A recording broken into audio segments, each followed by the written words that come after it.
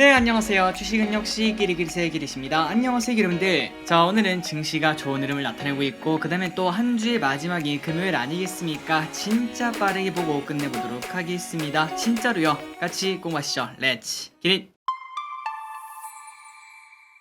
첫 번째 소식을 보도록 하겠습니다. 그런데 첫 번째부터 조금 안 좋은 소식이네요. 위치를 조금 바꿀 걸 그랬습니다. 어쨌든 한번 보자면은, 자, 현대차 파업 가능성이 현재 나타나고 있다고 합니다. 안 그래도 최근 들어 장이 안 좋고, 그 다음에 지난번에 화물연대 파업 때 그때 현대차가 조금 피해를 봤죠. 그런데 이번에는 화물연대 파업이 아니라 현대차 노동조합이 임금 협상 결렬을 선언을 했다고 합니다. 그래서 전체까지는 아니겠지만 부분 파업 가능성이 높아지고 있다고 하는데, 주주 입장에서는 머리가 아야 할 수밖에 없겠죠. 그렇다면 이게 언제 결정이 되는가 봤더니 7월 1일에 파업 찬반 투표가 예정이 되어 있기 때문에 그때까지는 현대차의 흐름이 조금 지지부진할 수도 있지 않을까라는 생각은 해볼 수 있을 것 같습니다. 하지만 결국은 전부 다 제자리로 돌아갈 거라고 생각을 해볼 수 있겠죠. 잘 해결되기를 진심으로 바랍니다. 그리고 다음입니다. 이 뉴스는 꽤나 중요할 수 있을 것 같습니다. 다음 주도주가 여기에 관련해서 나올 가능성도 분명 있을 것 같은데요. 자, 정부에서 오늘 이런 발표를 했습니다. 인구 감소 완화하겠다. 정부에서 TF를 만들어 7월부터 인구 감소 대책을 발표하겠다고 밝혔는데요. 물론 이때까지 모든 여기에 관련된 대책이 무용지물이었기 때문에 큰 기대감은 없다 이렇게 말할 수 있겠지만, 하지만 우리는 이런 와중에도 또 주식쟁이 아니겠습니까?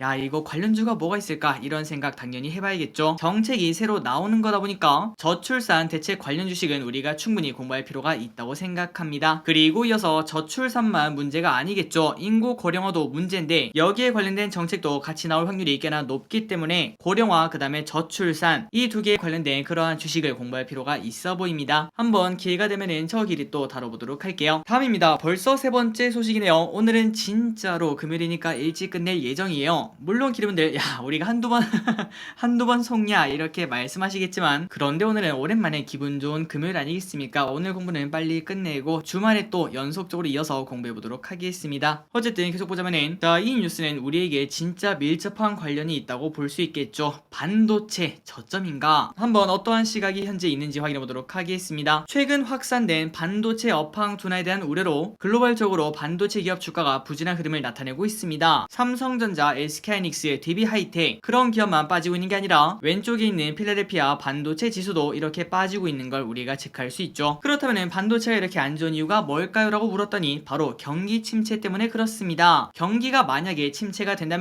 당연하게도 핸드폰 사는 사람도 이번에 사지 말고 다음에 사자 라는 말을 하고, 그리고 가전을 사는 사람, 자동차를 사는 사람 모두가 지금 말고 한 1년 정도 있다가 사볼까 이런 고민을 한다는 거겠죠. 그 말인즉슨 반도체 소비 제품의 수요가 줄어들기 때문에 당연하게도 반도체 기업 주가는 빠질 수밖에 없습니다. 그리고 반도체 업황의 선행 지표로 인식되는 D램 현물가는 올 상반기 중 바닥을 찍고 반등할 것으로 전망이 되었으나 우리가 이것 때문에 삼성전자 지속적으로 매수를 하고 있었죠. 그런데 이제는 솔직히 이미 주가는 다 떨어졌지만 D램 현물가가 추가 하락이 발생하지 않겠나 이러한 분석이 나오고 있다고 합니다. 이런 걸 보면은 주식 투자에는 확실한 건 절대 없구나, 전문가의 말도 틀릴 수밖에 없구나 라는 걸 생각을 해볼 수 있겠네요. 다만 증권가에서는 이렇게 말했습니다. 충분한 조정이 있었다고 분석했는데요. 하반기 업황 개선 여부는 불확실하기 때문에 단기적으로 하락은 지속될 수 있겠지만, 그러나 장기적으로 봤을 때는 결국 지금은 기회일 거다 라는 얘기를 했다고 합니다. 물론 저기릿은 마지막 말은 100% 동의를 합니다. 장기적으로 보면은 당연하게도 지금은 기회라고 볼 수 있겠죠. 그리고 주가가 조금 더 하락하더라도 당연히 조금만 더 시간 지나면은 결국 회복하는 그러한 자리라고 볼 수 있는데, 하지만 그거는 우리처럼 전문가가 아닌 사람들이 그런 식으로 투자를 하는 거고, 보통 전문가면은 그 말이 설령 틀릴지언정 앞으로의 전망을 조금 예측하고 분석하는 그러한 노력이 있어야 된다고 볼 수 있는데, 하지만 지금은 증권가에서도 당연히 노력을 했겠죠. 그럼에도 불구하고 전혀 파악할 수 없을 정도로 불확실성이 가득하다라고 생각을 해볼 수 있습니다. 다만 여기서 저 기릿의 개인적인 생각으로는 삼성전자 6만원이 깨졌을 때 그리고 58,000원에서 그 사이는 진짜 괜찮은 기회라고 생각을 하고 있습니다. 솔직히 우리가 조금 뒤에 차트를 한번 볼 건데, 그 차트를 보시면은 삼성전자가 주가가 빠지다 못해 코로나 전 가격보다 더 떨어진 걸 확인할 수 있는데요. 그런데 실적은 그 사이에 엄청나게 성장을 했기 때문에 이거는 분명 저평가 매력을 찾을 수 있다라는 생각을 하고 있습니다. 마지막 부분에서 삼성전자 리포트를 보면서 한 번 더 얘기를 해보도록 할게요.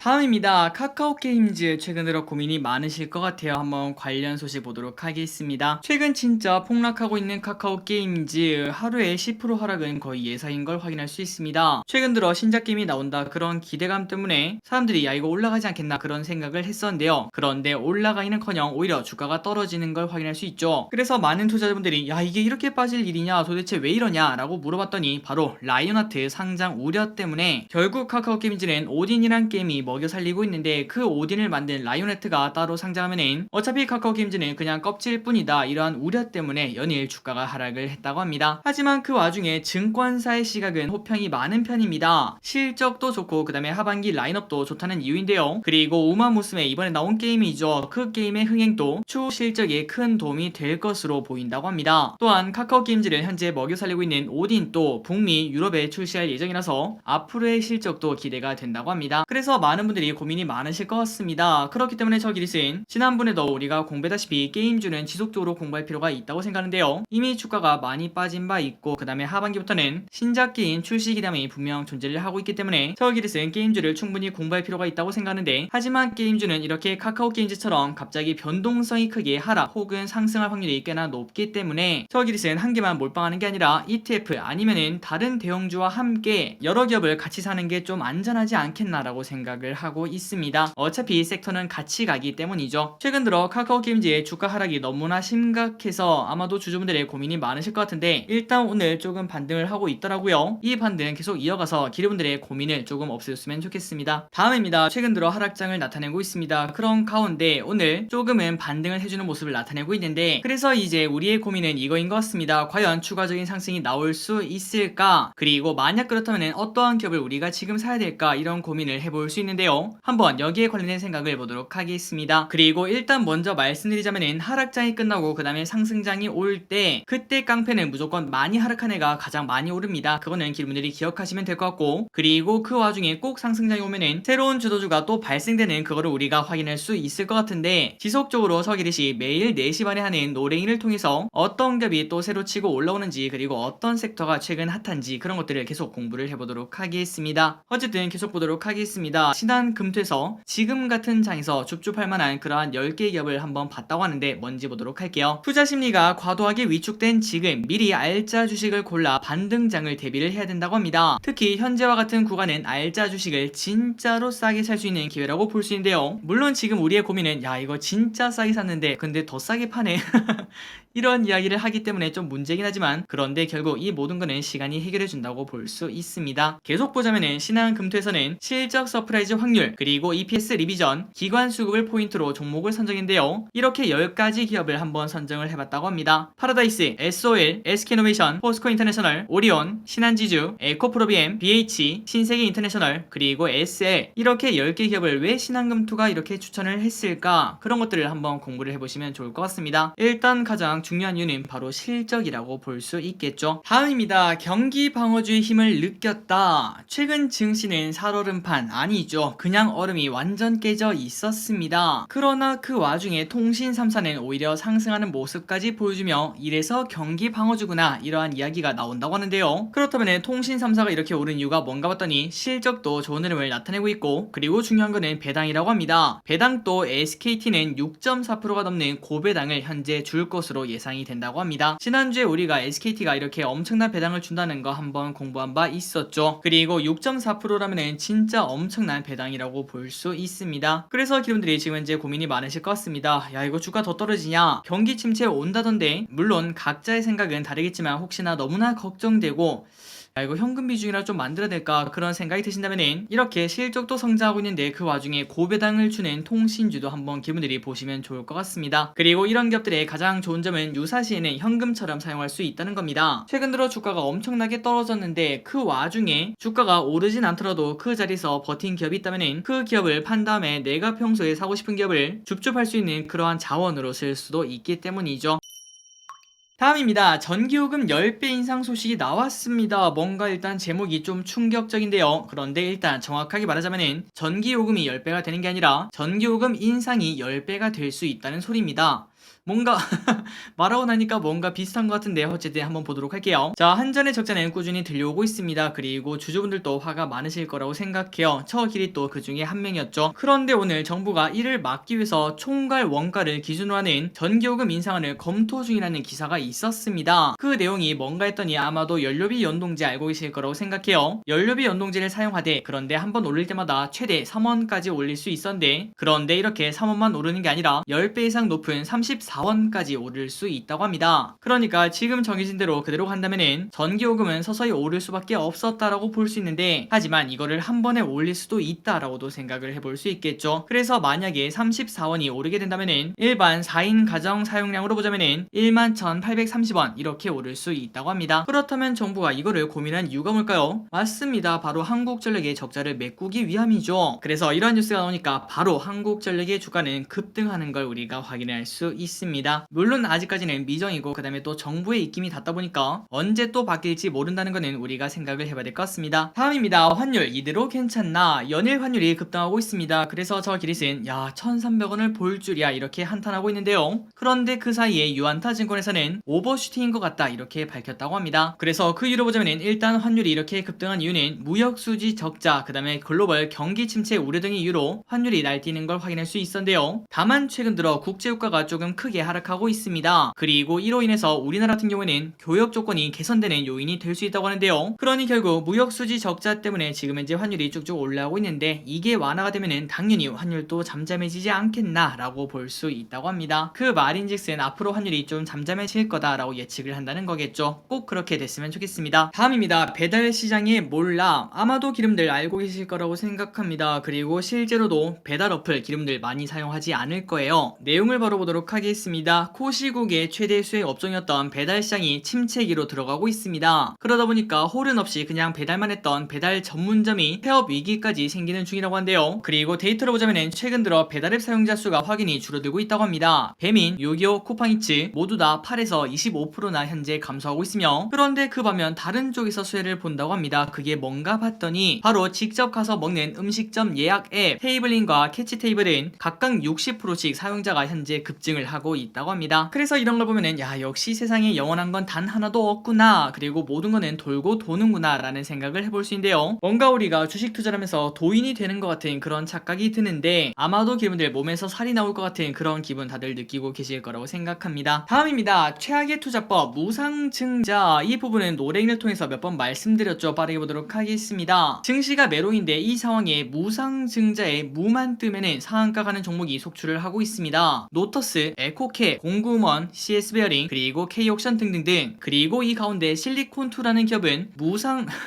진짜 웃겼어요. 무상증자 한다는 게 아니라 무상증자 검토, 이런 소식이 나왔는데 그게 또 상한가를 가더라고요. 자, 참고로 무상증자는 기업 가치와는 전혀 무관하게 단순히 주식 수만 많아지기 때문에 유동성이 좋아진다, 이러한 이유로 조금 호재라고 볼 수 있는데, 그런데 이걸로 상한가를 하는 거는 진짜 비정상적인 상황이라고 볼 수 있겠죠. 만약에 무증을 해서 이렇게 맨날 주가가 오른다면은 우리나라에 있는 시가총액 상위 기업들이 전부 다 무상증자를 안 할 이유가 없다고 볼 수 있습니다. 그렇기 때문에 당연히 말도 안 되는 상황이라고 볼 수 있고, 그리고 기업들 만약에 무상증자 소식이 나왔는데 내가 제일 처음 해봤어, 그렇다면 매수를 해도 됩니다. 하지만 이미 주가가 오른 다음에는 절대 매수하면 안 되겠죠. 그 예시를 한번 보도록 하겠습니다. 무상증자로 진짜 말 그대로 한번 해먹었던 노터스, 저점 대비 10배 넘게 올랐다가 그냥 단 며칠, 2주도 안 걸렸습니다. 2주 만에 원래 가격으로 떨어지는 걸 확인할 수 있습니다. 그리고 만약에 우리가 이 위에서 한번 물렸다면은 그냥 내 돈의 90%는 사라지는 거라고 볼 수 있겠죠. 꼭꼭꼭 기름들 이런 거에만 투자 안 해도 주식 투자 돈 버는 길입니다. 다음입니다. 넷플릭스의 상황이 여전히 좋지 않나 봅니다. 넷플릭스 또 해고 소식이 나왔다네요. 넷플릭스가 직원 300명을 정리 해고했다고 합니다. 지난달에 150명을 감원한 바 있는데 추가 감원해서 조금 더 이야기가 나오고 있다고 하는데요. 참고로 정리 해고 직원은 전체 직원의 약 4%이며 유료 가입자가 11년 만에 처음으로 감소하고 있는 와중에 비용은 계속 증감에 따라 인력 조정을 하는 걸로 보입니다. 그 말인즉슨 상황이 그렇게 좋지만은 않다는 거겠죠. 그래서 우리가 이런 걸 봤을 때